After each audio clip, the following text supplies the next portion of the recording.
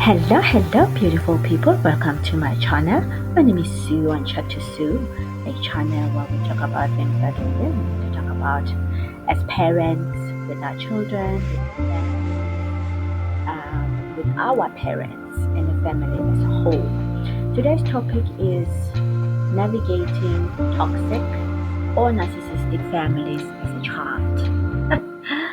Oh my gosh, I must tell you, it is so traumatizing seeing your parents screaming at each other and calling each other names and that. So, for me, my dad was very toxic, extremely toxic, and my mom was my protector. So, she will literally send me out or send me to the shops, or she'll say, listen to your music or something. But as a child, you kind of like sense that something is wrong, right?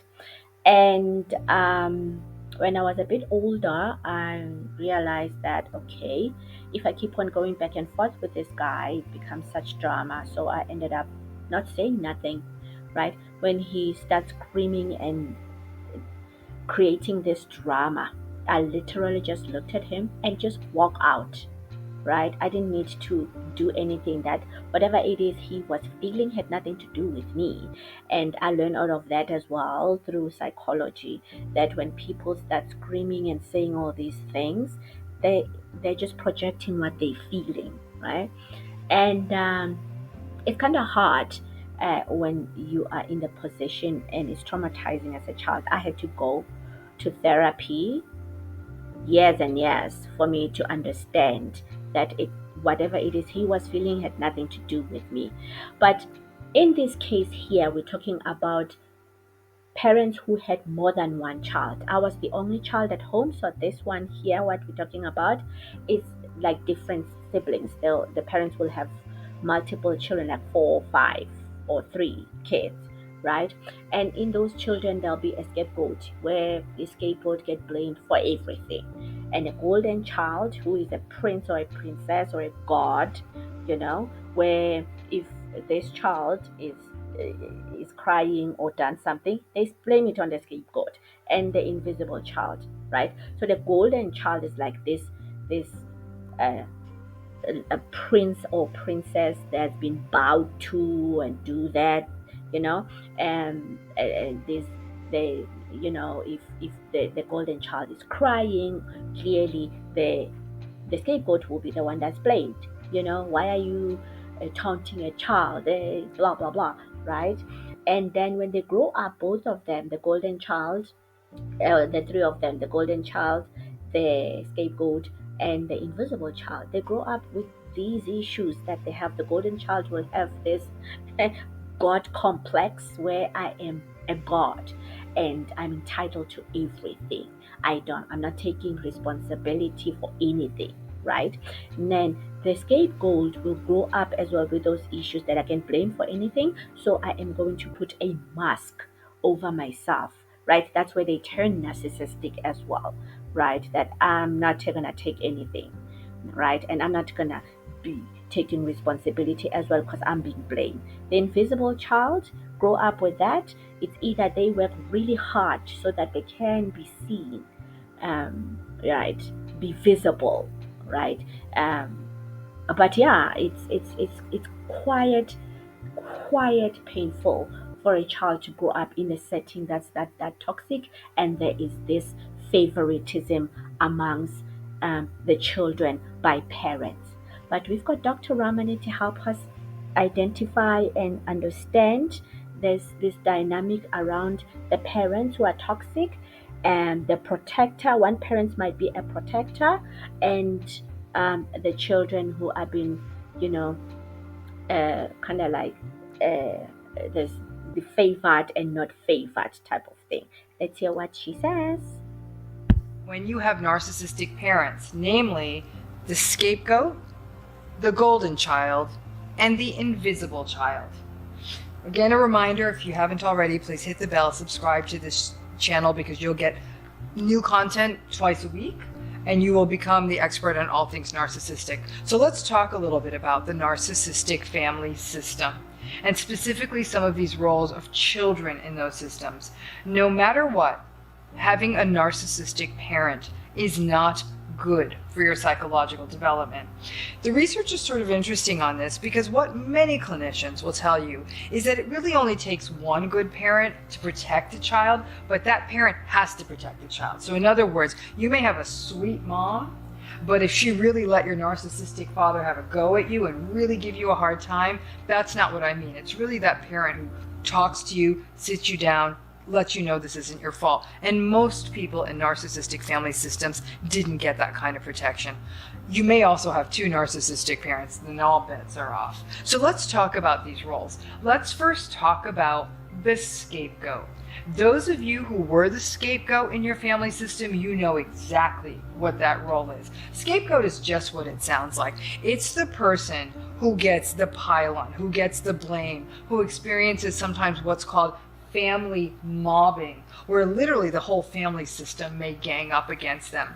People become scapegoats in a family system for a variety of reasons. At one end, it may very well be because that scapegoat is a threat. They're better, they're more serene, they're more psychologically intact, they're smarter, they're more skilled, or at some level, this is what I'm convinced of, the scapegoat gets it. It's almost like from a very young age, the scapegoat's got everyone's number in that family system, and they get it, and the adults in the system know that they get it, and so they'll often try to isolate them. And that's exactly what does happen to the scapegoat. They either get entirely isolated, or they get criticized, and more often than it's both. So a scapegoated child gets very confused, because as you can imagine, in essence, their entire life, their entire developmental history is characterized by being gaslighted. They can't get a straight answer. They're constantly being manipulated and emotionally abused. But more than anything, they're blamed for things they have nothing to do with, which can be absolutely crazy making for a child. It would be crazy making for an adult, and a child can easily get confused. As you can see, a person who's scapegoated in a family system can go into adulthood feeling deeply alienated, suffering a loss of self-esteem, suffering a real sense of grief because they don't have a sense of belonging, have a really difficult time negotiating adult relationships. And probably the best thing we can hope for with the scapegoat is that through therapy or other guidance, they see that they were in fact scapegoated, and that becomes a wake-up call to set up some really firm and permanent boundaries with their family system. To be a scapegoated child is awful, and at some level it can be to the point of abuse, what a scapegoated child can experience, that they may actually take on the burden of the abuse of everyone in the family, of what every child in that family was to experience, may end up falling all entirely on that one child. Now let's talk about the golden child, almost the opposite role to what the scapegoated child experiences. The golden child is exactly what it sounds like, the crown prince or the crown princess of a family. They're often anointed with that role of the golden child because they bring glory onto the family. They're often very good at something, like especially something that the parent values. They're a great athlete. They're a beauty queen. They're a brilliant student. Something about them brings goodwill onto them from the rest of the world, which elevates the narcissistic parent or parents' sort of grandiosity, so they want to sort of stay in that child's good graces.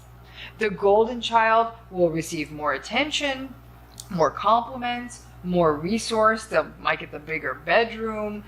There'll be the bigger pictures of them on the mantle at home. It's pretty clear who they are. The golden child was sort of like a nascent or a hidden narcissist, sort of in the making. They may actually think they deserve all this adulation and celebrate that role, and in fact may be a real participant in scapegoating a scapegoated sibling. However, in some cases, it's really, really challenging for the golden child, especially if they have siblings. They may sometimes feel a sense of survivor guilt. They may appreciate the fact that they're somehow protected or getting this adulation. Any child would. Children love praise. But in the same breath, they're able to see that their other siblings are not only not getting nearly as much, some of their siblings may be suffering. There also may be a pressure on the golden child that in some ways it almost feels like they're the only one who can reason or talk to or get to the narcissistic parent. The golden child actually can sometimes have their balloon popped, because if the golden child almost gets too big for their britches and really tries to have a meaningful conversation with the narcissistic parent or tries to hold the narcissistic parent accountable, just like all narcissists when they're held accountable, they don't like that. And the golden child can sometimes experience a fall from grace. Golden children may actually grow up and go on to be rather successful adults. And that's where it gets very interesting. Because in a family system, many times that golden child will carry the guilt or the burden of having to either take care of or deal with the narcissistic parent, even as the other siblings may have faded away, not wanting to deal with this person anymore. So there can sometimes be a long-term burden with this golden child role. At another level, the golden child may also feel like they can't deliver on all the big hopes that were put on them as the so-called crown prince. And because of that, that can often set a golden child up for failure as an adult. The golden child may also not want to continue doing the thing that brought them all that adulation from their parents. So that golden child who got there from being a really great basketball player may go into adulthood and say, yo, I'm not interested in playing basketball anymore. I'm not interested in doing ballet anymore. I'm not interested in doing whatever it was that brought them all the glory. And what they will then see is how conditional the relationship was with that narcissistic parent. As a golden child goes into adulthood, it's also not unusual that their narcissistic parent may actually get competitive with them. It's one thing when the person was a child and bringing glory to the parent and the family. It was quite another when that narcissistic parent, who's now older, may actually feel that their day in the sun is done, but their golden child, now golden adult's, day in the sun is just beginning. That level of competitiveness can actually be rather uncomfortable for someone in that role. But it's a complicated role, and it can definitely be a setup not only for potentially becoming a narcissist as an adult, but also for feeling like, I don't want this role, and there's a lot of expectations heaped onto it. So what about our third child, the invisible child? Those of you who identify with that role know exactly what it is. This is the poor child that actually fades into the woodwork. It's different than the scapegoat. The scapegoated child really experiences actively people going at them, blaming them, physically, emotionally, or otherwise abusing them. The scapegoat really sort of takes a hit. The invisible child experiences what we call neglect. They get forgotten in the whole issue. Now, one person might think, well, that's great. You're avoiding the narcissistic parent's wrath. Perhaps. But a child is a bit like a garden. It does need to be cultivated. It needs to be noticed. It needs to be taken care of. It needs to be tended.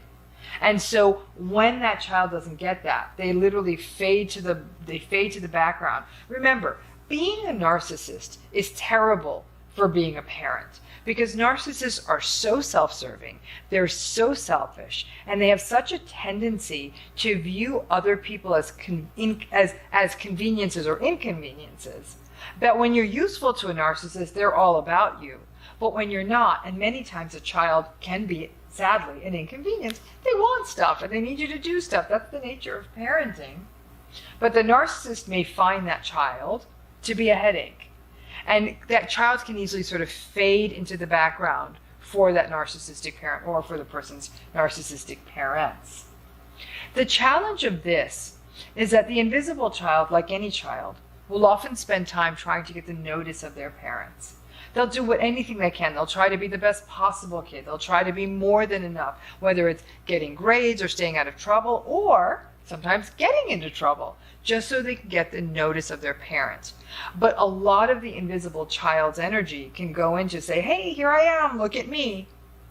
A child isn't sophisticated enough to say, well, I'm lucky, I've dodged sort of the bullet of this parent even taking notice of me, and I can kind of do my own thing and be left alone. A child needs to be noticed. He or she needs to be wanted. He or she needs to be seen and known. And that's what a child needs. So The invisible child gets lost in that shuffle. As adults, this is a really difficult dynamic because spending a whole childhood being invisible often means that in adulthood, all you want is to be seen. So that could result in things like attention seeking, chronically feeling not good enough in relationships, uh, choosing situations where they become rendered invisible again, being resentful about invisibility, and again, engaging in more attention seeking behavior. But in the end, it's not a great setup for adulthood because there was never this sense of I'm more than enough, I'm valuable enough to be noticed. It's an important way we learn to regulate ourselves. So go into adulthood knowing that they are good, whole, noticeable people. In one family, you could see all three of these children: the scapegoat, the invisible child, and the golden child. Enough kids in the family, everyone's going to have a role. Now, obviously, if you have a family where there's an only child, the only child could be any one of those three things. And those of you watching, I'd love to hear you think, even if you put just in the comments, say, yep, I was the scapegoat, yep, I was the golden child. It'd be interesting to see sort of how that sorts out in your family system. Or be aware, yeah, I was the golden child and my sister was clearly the scapegoat. Because if you look at that, you'll see how those different kinds of histories affected you as adults. There's some good news to take from this, though, because I don't think all is lost. The sad legacy of these roles people may find themselves in adult relationships is that you think, well, maybe we're forever going to be estranged. My poor scapegoat sibling and how were we ever going to, I was the golden child, she was the scapegoat. How do we bridge that? You bridge that by making connections independent of your narcissistic parent. You disempower the narcissistic parent by cultivating a relationship with that sibling completely separate from them. Remember, it was the narcissistic parents who handed you those roles.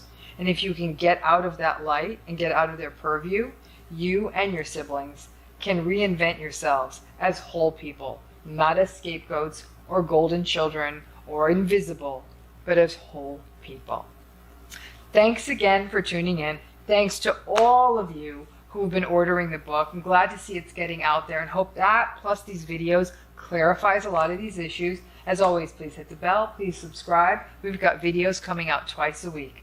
Thanks again. Oh wow, it's really painful being a child and being stuck in that kind of setting. You know, a child needs a well balanced, loving, and very non toxic space, right? For a child to grow up to be an amazing adult, right? So having favoritism amongst siblings, it creates a problem, right? There's this dynamic where the golden child will be perhaps a child that have money, so the parents kind of like smooch on him or her for money, so that becomes this kind of a god. You know, they end up with this god complex kind of situation, and the other siblings, because now they don't have money, they don't have this, they're not heard, right? So just treat your children the same so that they grow up to be amazing kids. But thank you so much for watching this channel. I trust that you have learned something, and please like, share, and subscribe till we meet again. Much love and light. Bye.